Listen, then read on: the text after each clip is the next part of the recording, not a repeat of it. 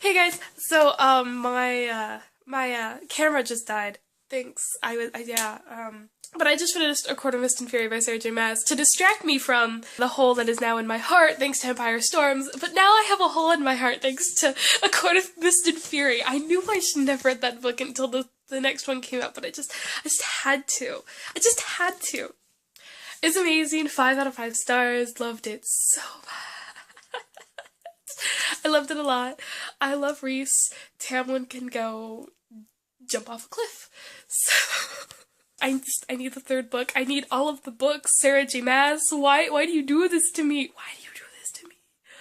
Oh my god, this book is just I loved it so much. The next one better be huge. The next one better be just like 1,000 pages long. Please. Please. Please. Alright, so oh my gosh. Either Jessica's gonna have a lot to say about this, so I will pass it over to her. Oh my gosh, I almost dropped my phone. Pass it over to her, and we can continue on with this review.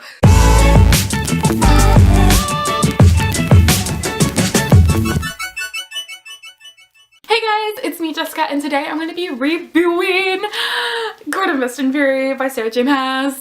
Yes! I'm so excited for the next one, which comes out in May, and I'm just gonna like buy it and read it, and it's gonna be fantastic. I'm so excited. Oh my god, I can't stop talking real fast. I'm so excited. I give this book a 5 out of 5 stars. I'm gonna give it an 80% because it had a few things, a few characters, and a few plot things that I was just kind of unhappy with. But overall, I really like this book. I really love this series. And I know that like this next one, the last one, is the last of Feyre, and I don't know if it's the last of Reese and Tamlin and Mor and all of them. I hope it's not. I hope we get to see them. I actually, honestly, now thinking about it, I think it's gonna jump to the Summer Court because I feel like those characters were so developed compared to other courts. Like, we know a little bit about the Autumn Court and we've seen a little bit of them, but I feel like the Summer Court is so developed now that we've gone there. But I think it's gonna jump to the Summer Court, and I kind of want it to jump to the Summer Court. Alright, okay, that's it. Overview. This book, A Court of Mist and Fury, takes place a few months after what happened under the mountain, and our character, Feyre, is not doing so well. She ain't doing so well, and this book is not what I expected to be. Like, the plot is not what I expected it to be at all, but I am so happy that it wasn't. I am so happy that it wasn't, and it like broke the stereotype because I felt like it was gonna be something else. I don't want to spoil it, so I'm not gonna say, but it was fantastic. I highly recommend that you read this one. After you read this one, you're definitely gonna want to reread A Court of Thorns and Roses, just because you're gonna want to notice all the things that you now notice, that you now are told in this book. You're just gonna want to notice all of them. It's great. It's fantastic. I loved it. I'm gonna go into spoilers now, and I'm gonna talk about all of the great, fantastic things, and I'm so excited. So let's go. I've tried filming this book. I'm filming this book review twice already. This is the third time, and I didn't like how I was talking about them in the beginning. I was trying to go chronologically, but I figured now that that is not something I can do because it just doesn't work. So I'm gonna go with characters. And then I guess we'll go into plot. I want to talk about Feyre first because Feyre, I absolutely love this chick, and I think my last book review for A Court of Thorns and Roses, I said that I didn't like Feyre, and now I have to take that back. Because I love Feyre. She's fantastic. She's amazing. I love her so much. And I love her character arc in this book so much. I feel like her character arc and her character development is like the only reason I'm in love with her right now. And also Reese, but like we'll get to that later. So like in the beginning of this book, Feyre is not doing so well. She can't paint. She can't even look at the color red because it reminds her of Amaranthia. I think that's how you pronounce her name. Amaranthia's hair because it was red. And I just sympathized with her so much. She was having these nightmares. She was waking up and puking, and like Tamlin was not doing anything to help her. And I feel like that's also kind of Feyre's fault as well. Like, they're both to blame. More Tamlin than Feyre, because like Feyre has never had anyone there for her. Like, she was the huntress in her family. She was the one that got her family food, and she had to be strong for her family, so she doesn't really know how to ask for help. And Tamlin's not even helping her. Like, she is throwing up in the bathroom in their room, and he's not there for her. He's asleep, or he's awake and just is pretending to sleep, which is a huge dick move. Like, your fiance is throwing up in the bathroom and you are not there taking care of her. And Tamlin's whole view about her not using her abilities that she's gotten from all the other High Lords is bullcrap. Like, Tamlin not wanting her to learn how to use her abilities is total just, oh, it made me so upset. Because, like, so her being able to control how to use her abilities is, one, she can protect herself, two, she's not gonna like blow up the whole house randomly when she's upset. I love the shift she has when she goes to the night court, and you know, after her breakdown, when Tamlin imprisons her in the spring court house in the manor, and she breaks down, and then she goes to the night court, that's when she starts to heal. And it's such an incredible journey for her. I love it like so much.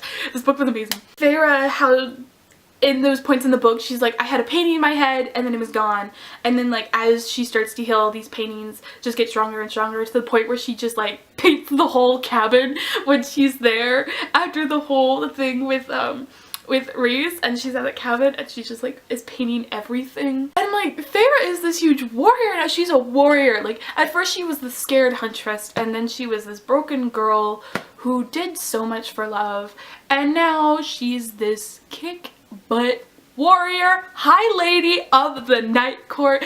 And I am so excited. This better happen. I am so excited for just like Feyre messing with Lucien so much. Like, I am so ready for that, because Lucien ain't gonna do anything because Elaine is his mate, so he's not gonna do anything because they have Elaine. Like, Rhys and all of them have Elaine and her other sister, who I forgot her name.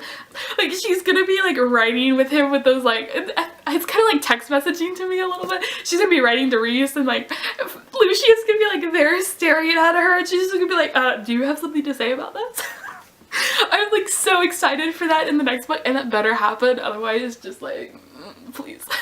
Alright, so let's talk about Rhys. I love Rhys. I know I said I was a little iffy about Rhys in the last book, in my last review, but I love him.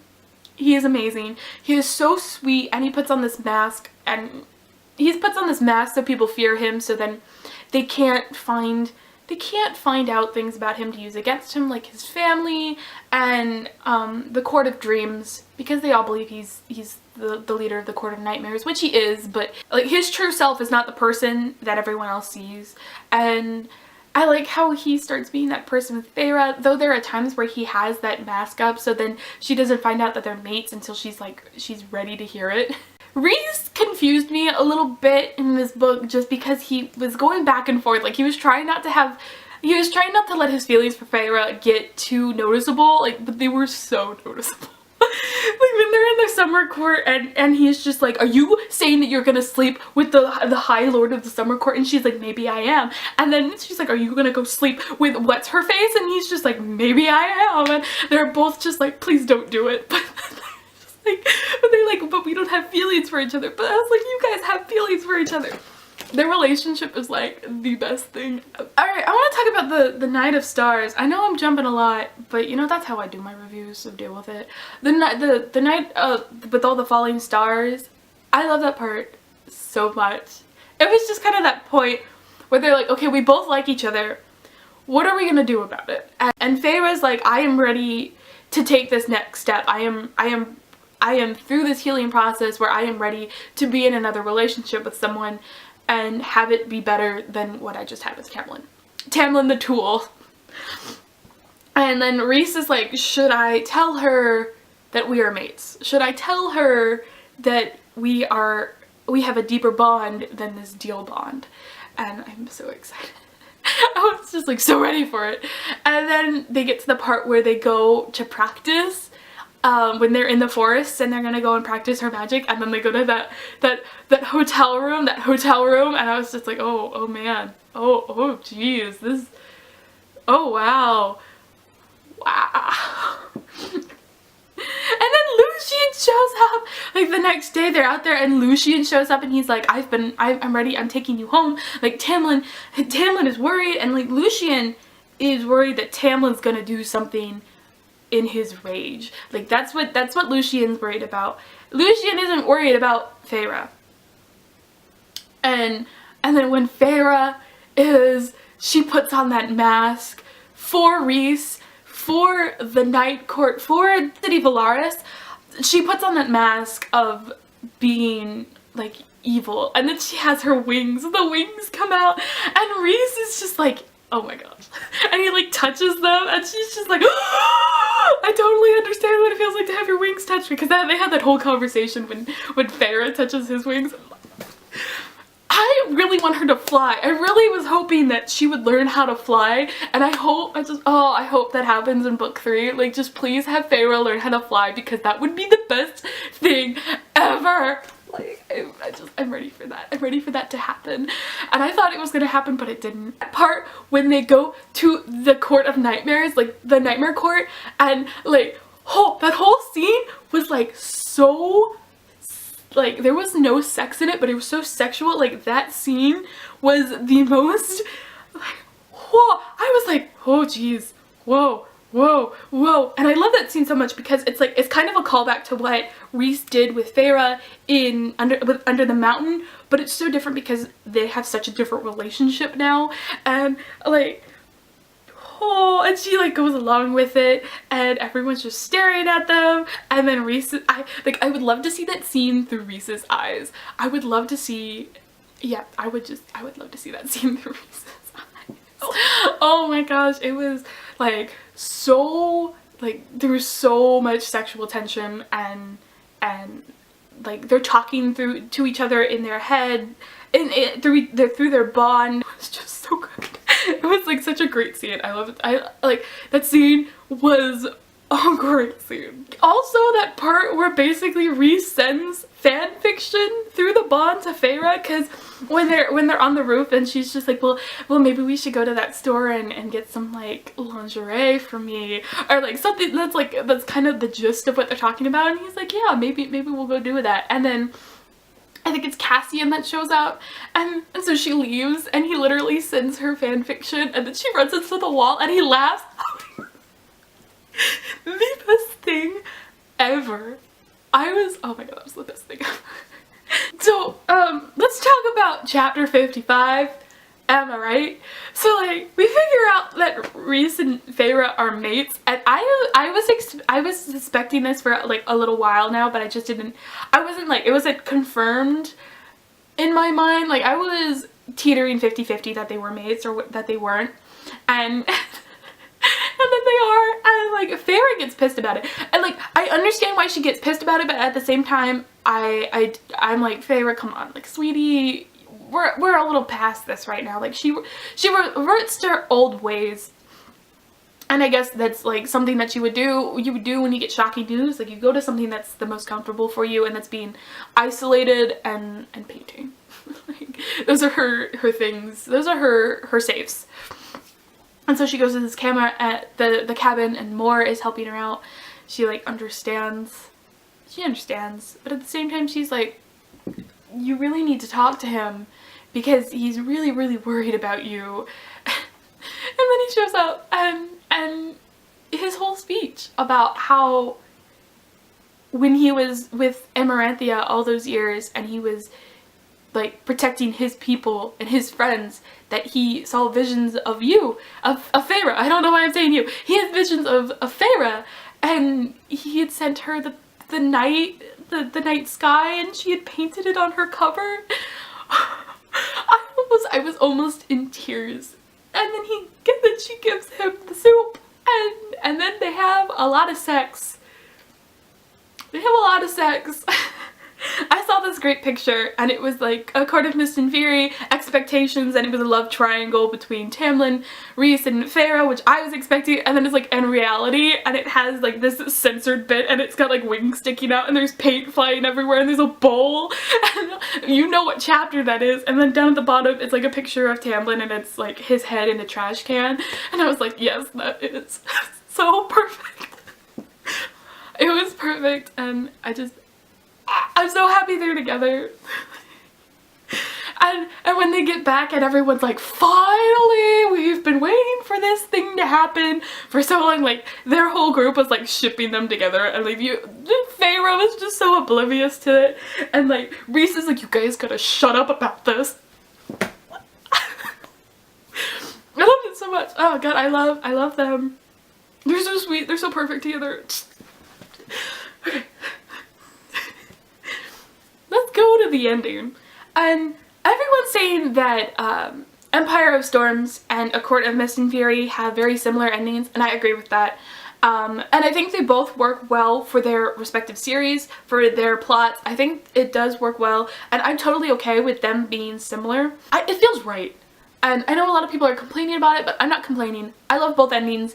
Okay, scratch that. I love this ending.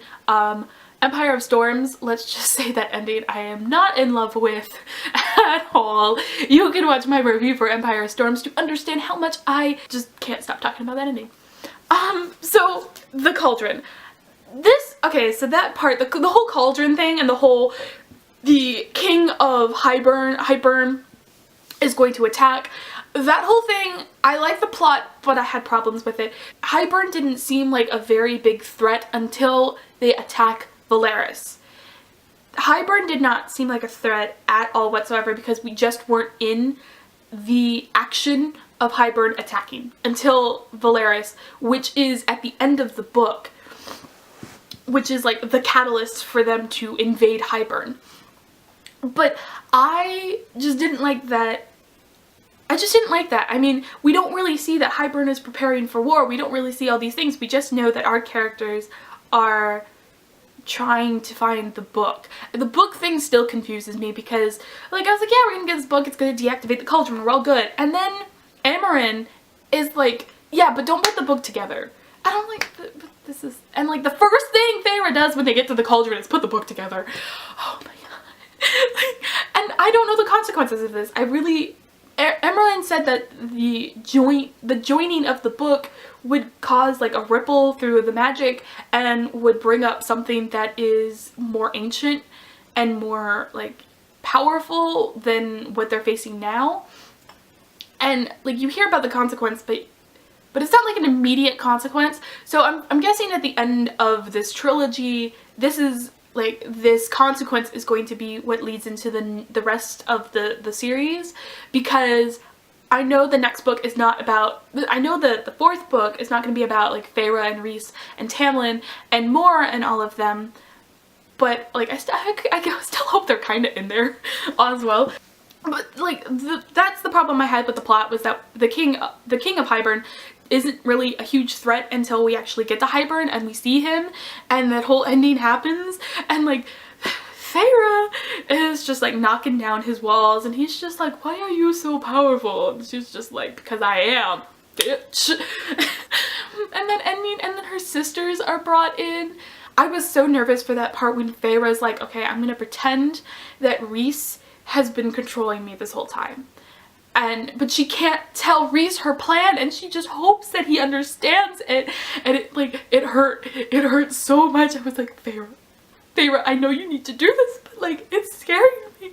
And so she's like, Tamlin, he's been controlling me the whole time. And Rhys is like, he finally understands what she's doing, and he's like, how did you get through it? And I'm like, oh my god.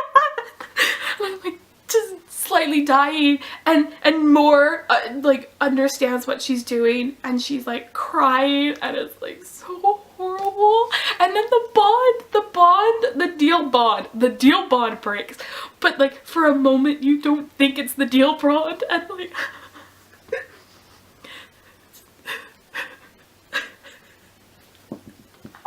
okay, that whole ending, that whole part, and then we have this setup where Feyre's gonna be a spy in Tamlin's Spring Court, and because like the King of Hybern's going to invade through the Spring Court to get in.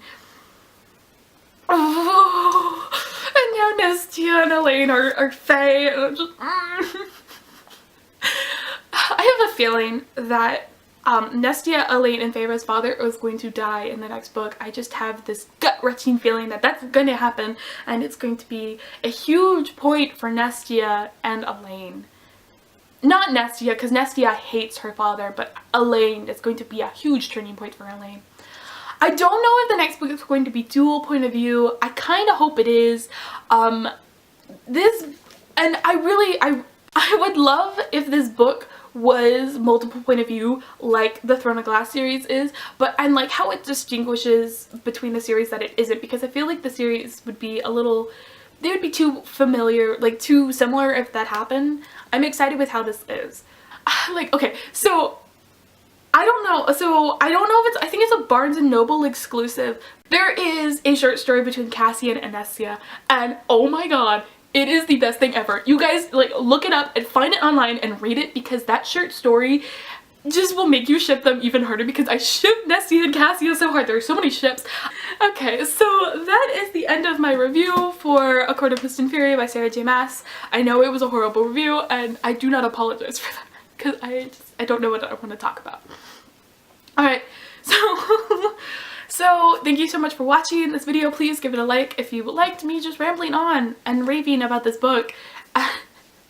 Yeah, also make sure to comment down below about what your favorite part of this book was, because there's just so many fantastic scenes. I loved it a lot. Make sure to subscribe to get notified when I make a new video. I make videos every Friday now. It's kind of my, I want to make videos every Friday. That is my schedule that I'm hoping to keep with. I've kept with it so far, and that's all I got.